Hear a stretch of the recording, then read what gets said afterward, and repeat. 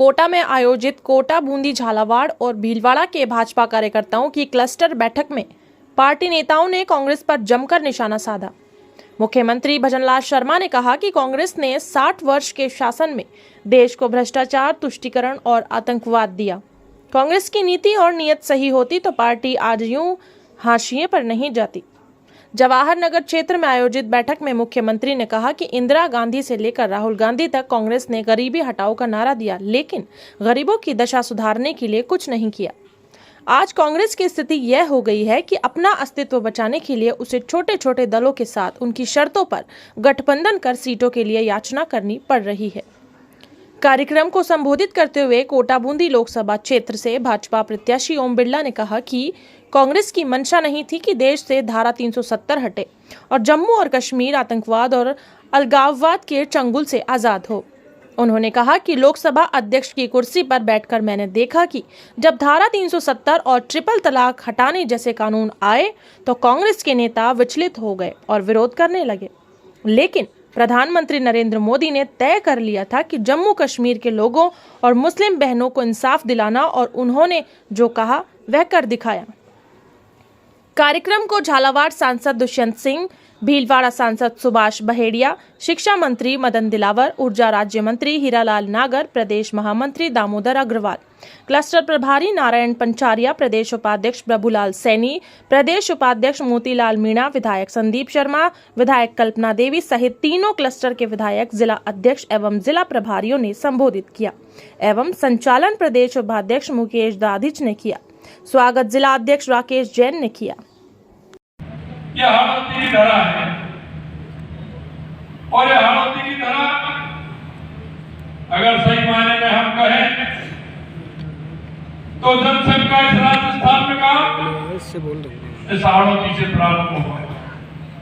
अगर शुरू से भारतीय जनता पार्टी को मजबूती देने का काम किया तो इस हाड़ौती ने किया, और मैं इस बात को भी कह सकता हूं कि इस हाड़ौती ने लगातार हमको विजय देने का काम किया है।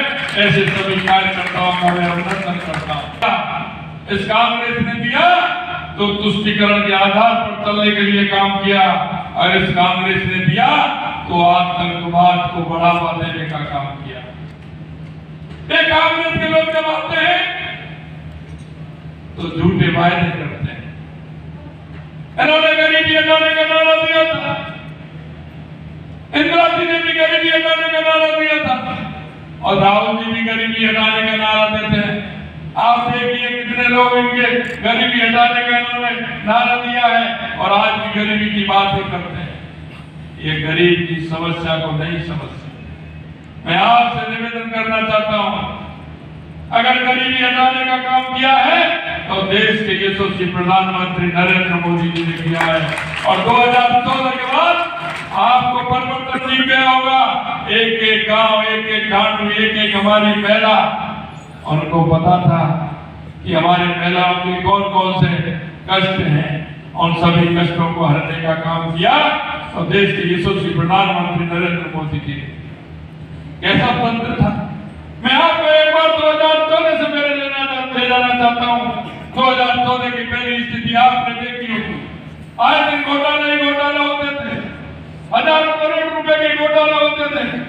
घोटाले में स्थिति ऐसी होती है कि 0-0 जब अखबार के अंदर आती थी, पढ़ा नहीं जाता था, इतने बड़े घोटाले होते थे। जमीन पर भी घोटाले होते थे, आसमान में भी घोटाले होते थे, पाताल के अंदर भी घोटाले होते थे। आए दिन आतंकी आते थे, कहीं रेलवे स्टेशन पर, कहीं बस स्टैंड पर, कहीं भीड़ वाले इलाके में बम फोड़ करके चले जाते थे, यहाँ तक कि सैनिक की गर्दन काट करके ले जाते थे। किस तरह की स्थिति बनी हुई थी आपको ध्यान होगा मित्रों। एक घटना आपने देखी होगी, अगर उन्होंने एक पुलवामा की घटना आपने देख लिया, सेना से हमारे यशस्वी प्रधानमंत्री जी ने कहा अगर उधर से एक गोली आती है तो इधर से एक बड़ा गोला जाएगा, ईट का जवाब पत्थर से मिलेगा, और उन्होंने देने का काम किया। पार्टी को खड़ा करें, इससे बढ़िया अमृतकाल हमारे लिए कुछ नहीं हो सकता।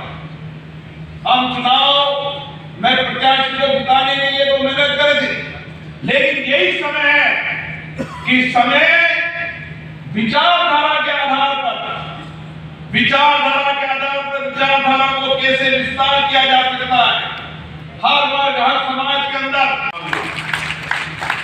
आज आप गांव ढांच में चले जाओ, हर व्यक्ति ये कहता है कि दुनिया के अंदर भारत का जो सामर्थ्य बना है, जो ताकत बनी, दुनिया के अंदर G20 हो, P20 हो, दुनिया का एजेंडा तय करने की ताकत बनी है, तो भारत में बनी है। भारत के प्रधानमंत्री जो एजेंडा तय करते हैं, दुनिया उसकी तरफ चलती है।